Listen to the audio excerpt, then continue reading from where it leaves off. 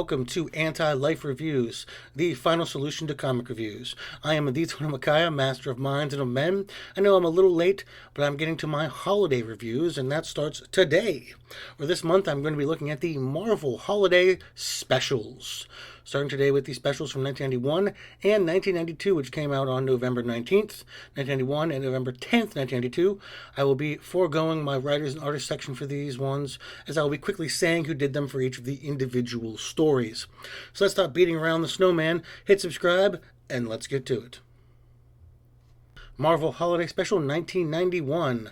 Now these early ones are massive, this one being 86 pages. First story, The X-Men in A Miracle a Few Blocks Down from 32nd Street by Scott Lobel and Dave Cockrum. Some of the X-Men are celebrating Christmas, but the Brotherhood of Evil Mutants are not really bothering people at the mall, but the X-Men turn up anyways to attack them. But it ends after Santa Claus shows up and turns the evil mutants into toys, then teleports the X-Men somewhere else and wipes their mind of what happened. What? Story number 2, The Fantastic Four in A Christmas Coda by Walter Simonson and Arthur Adams. Sue and Franklin are looking for a gift for Reed, husband and father, respectively. Franklin runs off through the crowd and gets his dad some kind of Christmas bulb with a mutant crocodile in it. He comes across a ghostly man in an alley, weighed down by locks. Franklin decides to help the man, and after a convoluted series of events, he gets a key from a street swindler and unlocks the man, who leaves behind a box. He gives his father the box, and it holds the mutant croc bauble and a coin from 1843, with the ghost being implied to be Jacob Marley from Charles Dickens' A Christmas Carol.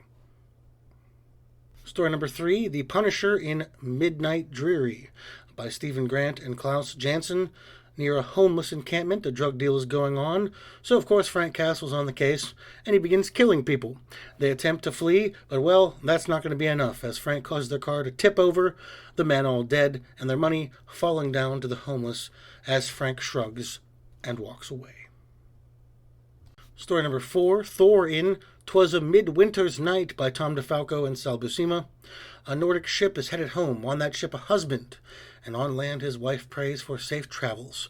She prays to Asgard. In Asgard, a troll appears and says a meteor is going to crash into them. Thor isn't having that, and he beats the shit out of the troll.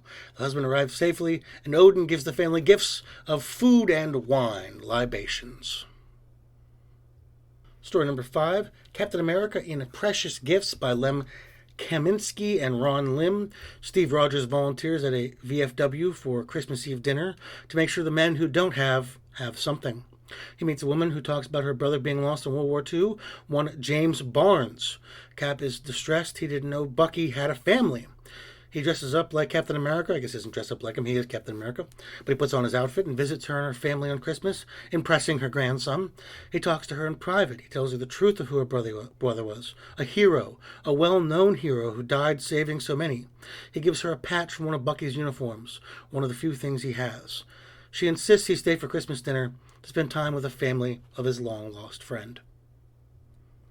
Story number 6, Ghost Rider in Ghosts of Christmas Past by Howard Mackey and John Hubert. A blind boy is escaping his kidnappers after jumping out of the car they were carrying him in. They are approaching, but the boy pleads for Santa to help him, and wouldn't you know, Santa arrives. Only with a flaming skull and metal chain, the Ghost Rider dispatches the men and takes the boy home. He says Santa saved him, but his reindeer sounded hungry. Story 7, Captain Ultra in It Came and Went on a Midnight Clear by Scott Lobel and Dennis Jensen. Captain Ultra is a joke character, and this is a joke story. Frankly, it's not terribly worth talking about, and in the end, he suggests replanting trees after Christmas. The end. And the last story of this issue, Spider-Man in A Spider-Man Carol. What an original name. By Danny Fingerroth and Ron Garney. J. Jonah Jameson is donating some money to a children's hospital, and the kids are all mad at Jonah for constantly bashing Spider-Man. They each tell tales of how Spider-Man affected their lives in a positive way. All the while, some criminals are there for some reason. It's kind of unclear. Spider-Man shows up, entertains the kids, and with Jonah's help, beats the bad guys. Jonah vows to not bash Spider-Man until next year, that is. Marvel Holiday Special 1992, 86 pages as well. They did not mess around with these things. Story number 1, Wolverine in Zounds of Silence by Larry Hama and Michael Golden. Wolverine is killing lots of aliens and robots and dinosaurs, etc. But it turns out it's just a kid playing with toys at the toy store. Alright. Story number 2, New Warriors in Present Tense by Fabian Nzia and Derek Robertson. The New Warriors all have emotional problems, but they get together for the holidays with a little tree. Story number 3, Spider-Man in The Big Xmas Blackout by Stan Lee and Steve Lythy. Peter Parker and Mary Jane are at the Rockefeller Center tree light up, but Electro is there to steal, well, electricity. Spider-Man promptly stops him, and him and Mary Jane continue to nag at each other. Story number 4, The Punisher in The Spirit of the Season by Carl Potts and Rick Levins. Frank makes a bet with Microchip that he won't shoot, stab, or hit anyone on his next stakeout, no offense at all. So he instigates a guy to punch him while he's wearing spiked body armor. He then goes to the head thug he was looking for, and since Frank has a solvent on his clothes that are like a tranquilizer, the guy is out quickly. Microchip doesn't like the way Frank got around the rules, but I guess he did win the bet. Story number 5, Doc Samson in Revisionist History by Peter David and John Herbert.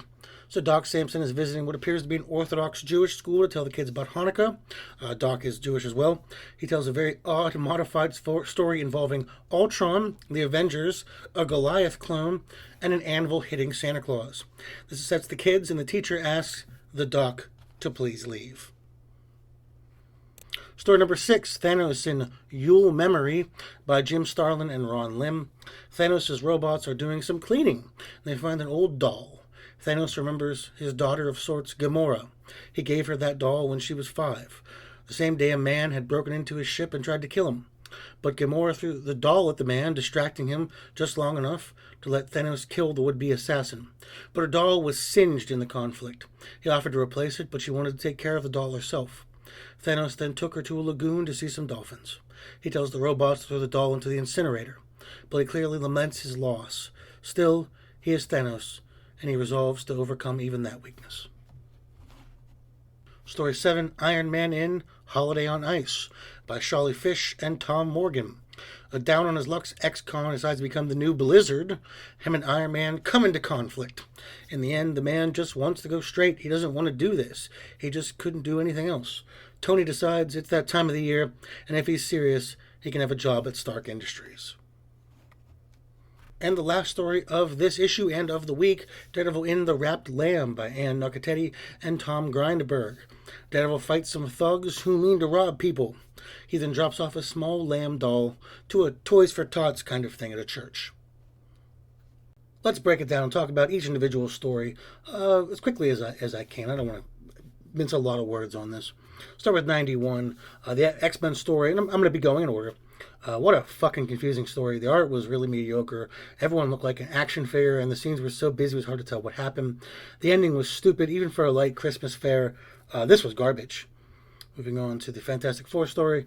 Art was a lot better in this, but the story was odd. We were supposed to think A Christmas Carol was a true story, and we're okay with a child running around busy New York City streets, conveying with sickly homeless people. An odd choice, kind of a cute ending, I suppose. The Punisher story.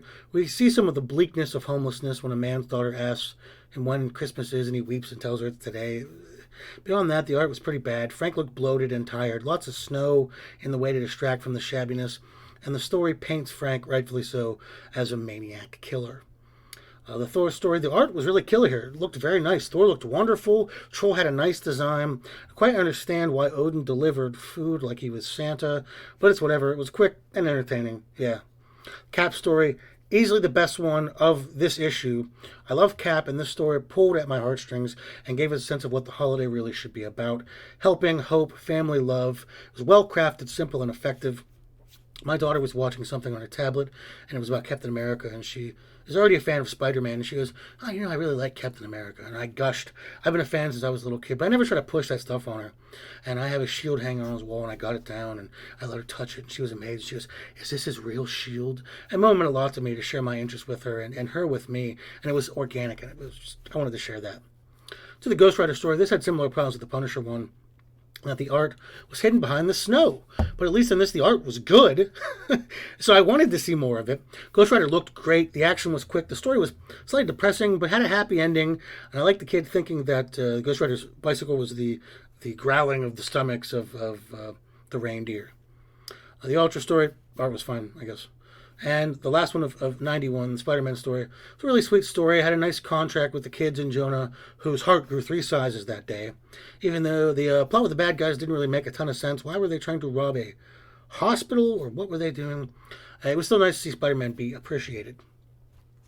To the 92 issue, starting with the Wolverine story, not terribly sure what this had to do with any kind of holiday. The kid was playing with toys, but it wasn't like toys he opened on Christmas or something. It was toys at a toy store. The art was mediocre, an awful start to this issue. To the new Warriors story, I guess if you were reading the Warriors ongoing, you would care more about this. I was never a fan, so these interpersonal relationships were kind of lost on me, though the art was fine, and the writing was fine too. It just, I didn't really know who anybody was. I mean, I know who they are, but I don't care. To the Spider-Man story, Mary Jane comes off really coldly in this one. She's trying to break Peter down, and I never got that indication from her. She like negs him, you know what I mean? Besides that, it was a bog standard as far as stories goes. At best, art was a little sloppy, and I didn't like the characterization of the main characters, so yeah, this one was a miss for me. To the Punisher story, kind of an interesting take on Frank here, almost a lighter side. It almost had nothing to do with the holidays, saying Frank being dressed as Santa for a few pages, but a lighthearted Punisher story, good art. Yeah, I'll take it. To the Doc Samson story, I enjoyed that we got a little bit different here. While nothing had been overly religious necessarily, it had been fairly Christmas-centered. So it was nice to get something that was about Hanukkah, at least a little bit. It's actually a pretty funny story with the kids having no idea what to take away from what the Doc is telling them, and it had good art too. To the Thanos story, outside of the Captain America story from 91, this was my favorite. The art was so good. The story was sweet, sincere. It gave us a look into a very complicated madman. And of course, Thanos has always been one of my favorite characters. Perfectly done. It gave us a moral point, a conflict, and had a lot of character work, surprisingly enough. To the Iron Man story, a very sweet little story that showed the compassionate side of Tony Stark. The villain was genuinely like, I don't want to be like this, but what do I do? And I kind of liked it. It was a rapid resolution, but the right one, and the art was halfway decent too. Moving over to the last story from 92, the Daredevil one had the usual Daredevil grit to it, but with a sense of levity. There's a lot of exposition I found fairly unimportant to the overall story, really just about him delivering a lamb. Overall, 91 had some ups and downs. These kind of anthology holiday stories are hard to reckon with as far as reviewing. I didn't love some of the nihilism in it, and a few of the stories are outright stupid or confusing, but with stuff like Cap or the Spider-Man stories, it more than made up for that, giving us some genuinely nice things to think about over the holiday. 92 was a marked improvement over 91, had much less grime to it, a little more lightness and sincerity. Save the Spider-Man story, which made Mary Jane a total bitch for some reason. I like this one overall a little more, and it was nice to see a take on a Jewish holiday as well. Well, that was the first 2 Marvel holiday specials.